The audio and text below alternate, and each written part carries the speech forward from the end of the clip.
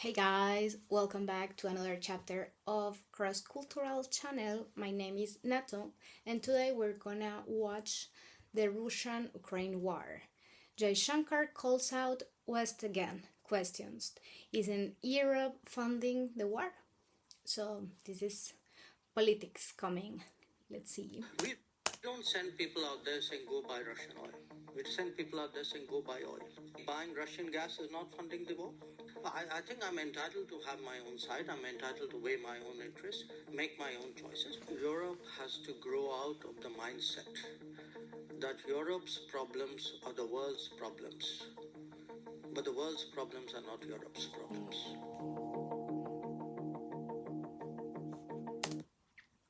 I don't know. I think that this is a minister, but I think that it's really sharp.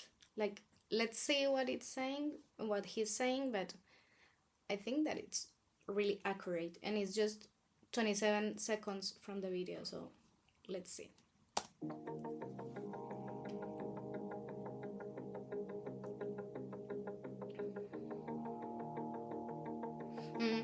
It's a minister.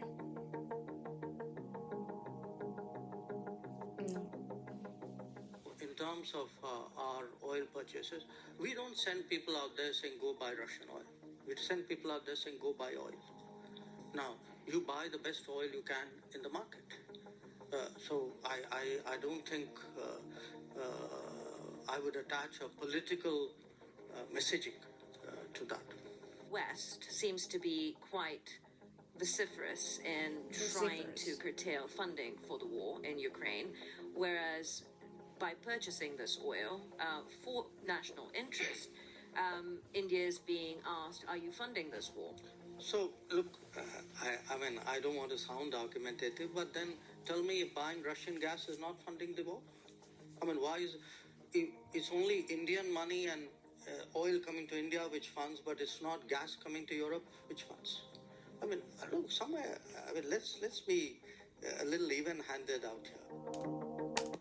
That's true. Like, can be a double measure for the things, like one for the oil and one for the gas and one for the Indian money and one for the European money. Is like, if you want to be critique with like the situation, like to buy also gas from Russia, it's funding the war. Like, if we're gonna be fair and impartial.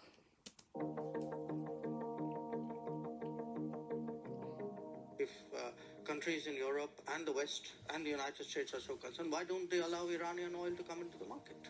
Why don't they allow Venezuelan oil to come into the market? I mean, they've squeezed every other source of oil we have. And then say, okay, guys, you must not go into the market and get the best deal for your people. I don't think that's a very fair approach. It's not fair at all. Like, super unfair.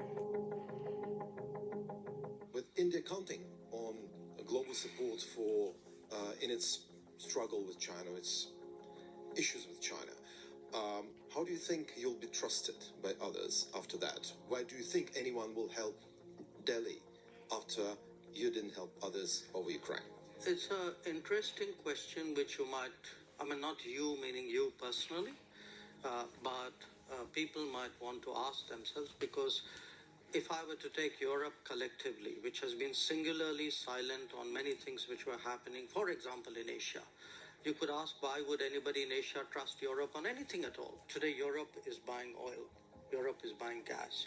I just read the new package of sanctions.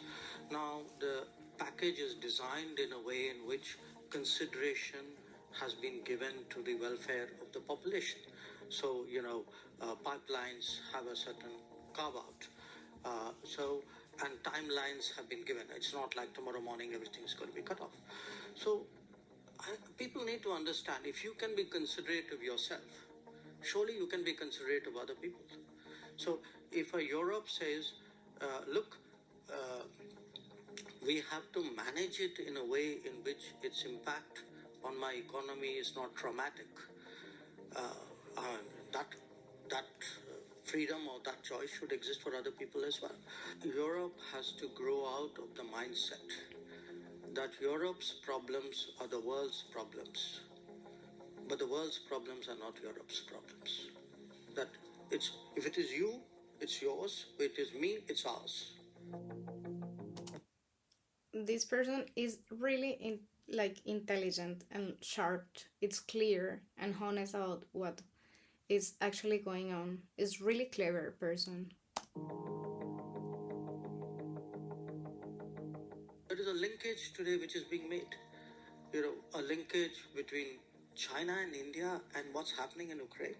So come on, guys. I mean, China and India happened way before anything happened in Ukraine. We have a difficult relationship with China. And no one says We're anything. perfectly capable of managing it. It's if I get global understanding and support, obviously it is of help to me.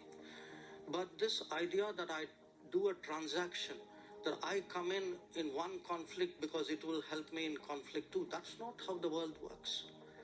A lot of our problems in China have nothing to do with Ukraine, have nothing to do with Russia. They predate it.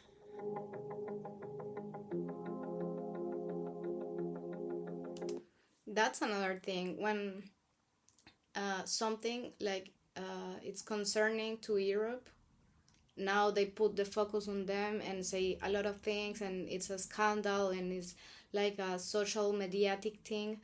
But when it's nothing to see about Europe, they just hide themselves and don't say anything. It's a double measure that we were talking before. It's not fair.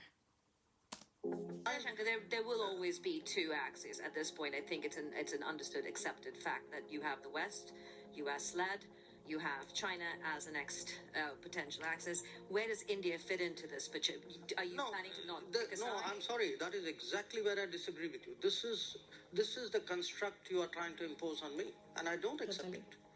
I mean, I don't think it's necessary for me to join this axis or not, and if I'm not joining this, I must be That's with true. the other one. I don't accept it. I mean, I think I'm 1/5 of the world's population. I'm today the 5th or 6th largest economy in the world. I mean, forget the history, civilization bit. Everybody knows that. But I think I'm entitled to have my own side. I'm entitled Totally. to weigh my own interests, Totally agree. make my own choices, and my choices will not be cynical and transactional, but they will be a balance For my of people's my interest, values and my interests. There is no country in the world which disregards its interests. As every country makes with their own interest, also India have the right to do it. I think that this person, it's really, really, really interesting and have a critic way of thinking. I'm really surprised in a really good sense. I'm a fan of the answers of this person.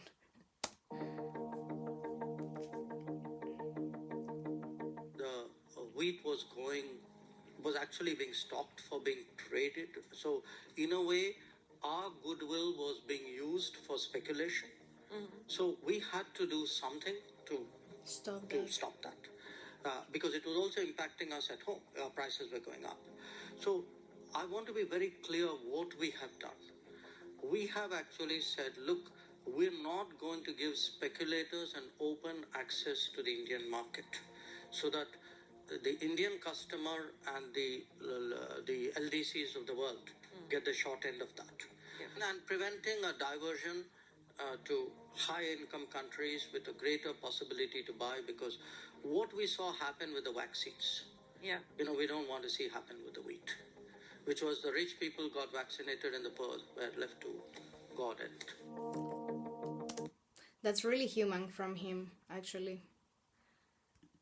It's a really good idea to preserve and keep the low prices for the countries that can't afford high prices, and that can be helpful for just shorten the space in between rich and poor, and to keep the poor people still with well-being. Well, this is a really tricky topic, but I'm really happy to watch with you guys. Let me know below what you think in the comments, and let's see each other in another chapter. Remember to subscribe, and see you later. Bye.